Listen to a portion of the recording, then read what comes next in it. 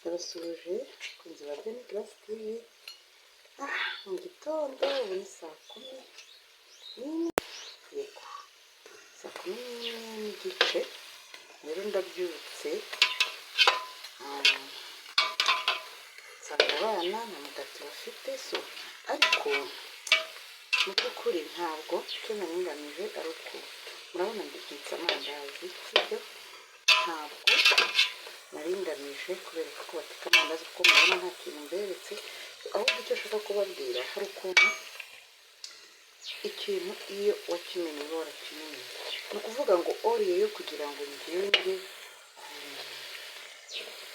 ku muhanda ntangira kuvuga ngo njye kunzanira imigati yo ku muhanda, ntangira kuvuga iki ngewe murana ifarini ise niyarangamwe ubu buryo murabona sinkora bati buri kintu kikuri mu maraso kikuri mu maraso, ntabwo ari uko yibyutse ngiye ku kazi rwose. Barambwira bati umugati w'abana washize kandi nawo nawuteka mu gitondo, ni nawo woroshye kurenza amandazi, ariko ndabizi reka mbahindurire amaminsi w'undi mugati. Hanyuma ndavuga nti reka mbereke ibyo bahumura muvuga ko ibintu byose ari big deal, mbereka ko byose bishoboka. Ndi umuntu wabyutse mpitamo iponda ifarini mba nyifite, maze kuyiponda icyo nakoze n'iki muhise nyitereka akanya gato iminota 15 nditegura. Ngomba kwitegura biri kubyimba,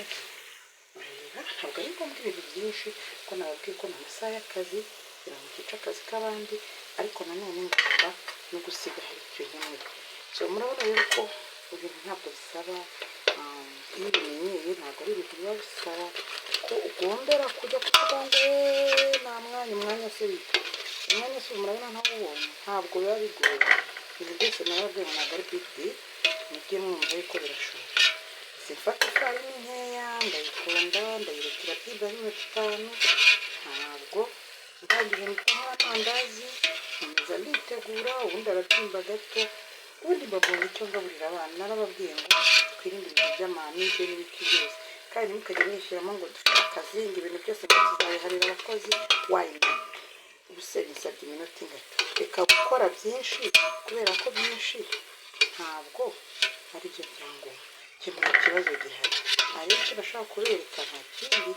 ni ikibazo cya mu gitondo kandi ndagikeneye koko, kandi ubu ndagiye.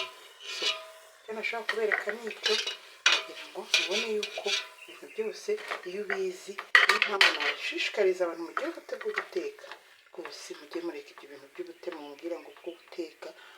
guteka buzabuze bwo guteka ukazagira ubu ngubu ari undi ashobora guhita avuga ati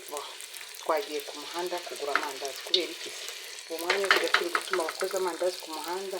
bifite ifarini yawe ntabwo wayakora? Sinyakoze gusa binsabye iminota ingana iminota 30 amandazi arahiye rwose. Murabona neza ko amandazi ndayakoze, ikibazo cy'abana ndagikemuye kandi nanjye ndagiye. Namwe rero ndari kureka ntabwo ngo hano twabire kubera kungurana ibitekerezo, mukajya mwumva yuko ngo turahanga umugiye tugiye ngo twaje gushaka amafaranga. Yego twaje no kuyashaka nayo, ariko tuyashaka mu buhe buryo? Mu buryo bwo kugira icyo tugeza no ku bandi, mu buryo bwo kugira icyo twigisha abandi,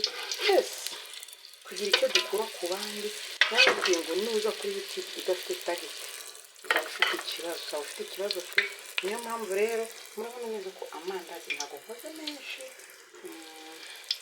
amandazi 12 arahagije, ni na menshi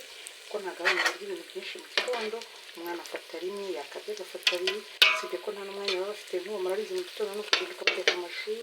hanyuma yarangiza bakanamupfunyikira wenda ibindi bimwe kubera ko bagira breakfast barayitwara. Abana bo mu maprive barayitwara,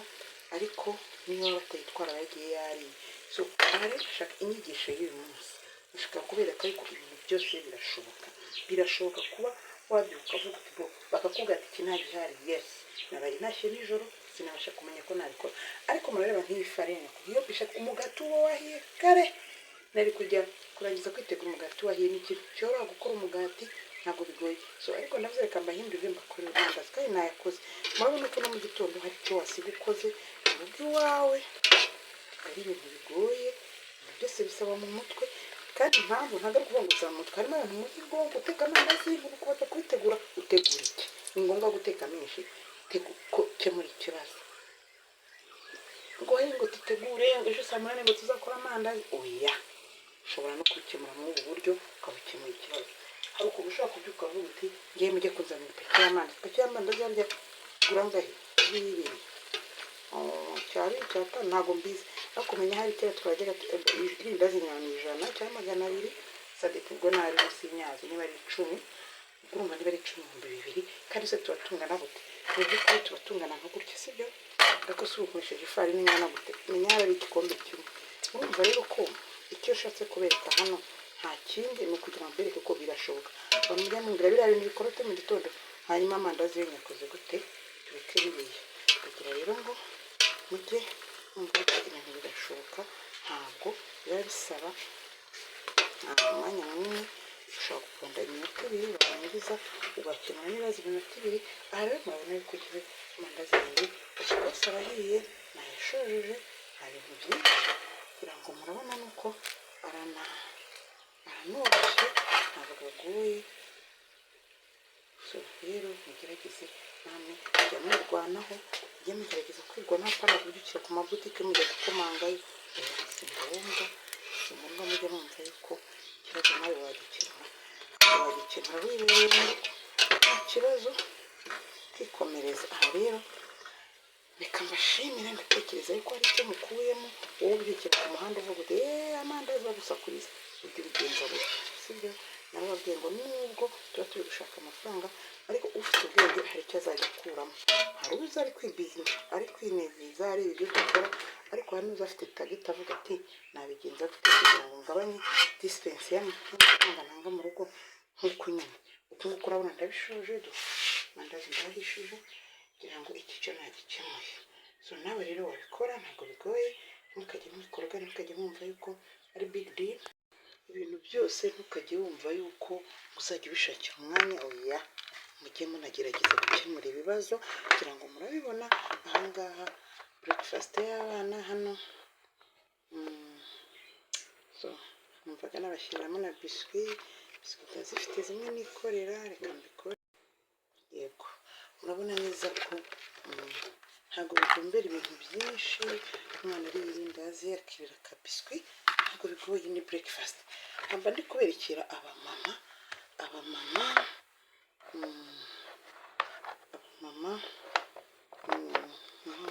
kugira ngo ibintu yego biravunanye pe ariko se niba usizitegurira abana mukunda kwishinga abakozi birabaye numva ko abakozi bazajya bakemura ibintu byose yego nibyo nabaradufasha ariko mujye munabavijira mubevijira murabona ko giye ndamusoje ngiki ni breakfast y'abana so aha rero mbishoje abana barabyuka bagasanga ibintu biroroshye abana bahita babyuka bagiye kubyuka hanyuma bakifatira breakfast ubundi bakigira ku ishuri ntabwo biba bigoye n'abana babiri impamvu ubundi gutegura ibintu by'abantu babiri ntabwo bigoye nabona kumva mbirangije kandi bumva ngiye neza rwose nta kibazo mfite icyo nkoze mvuga nti abana barabyuka badakerewe barye ntabwo bagoranye barya byinshi kuko bari amasaha yo kujya ku ishuri urabona ko nta bintu ari bigiri izi ni za biscuit njya nikorera izindi zo zirimo ahangaha murabona ko ubuzima ngenda bworoshye so murabona rya rindazi ryacu kambereke neza uko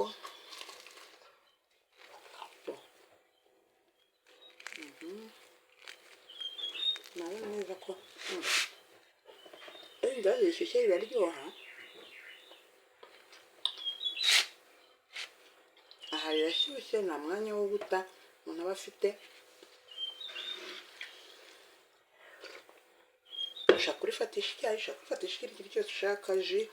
ibyo ukeneye byose amata ibyo wumva ushaka so aha rero inyigisho yanjye uyu munsi yari kwakundi kuvuga ngo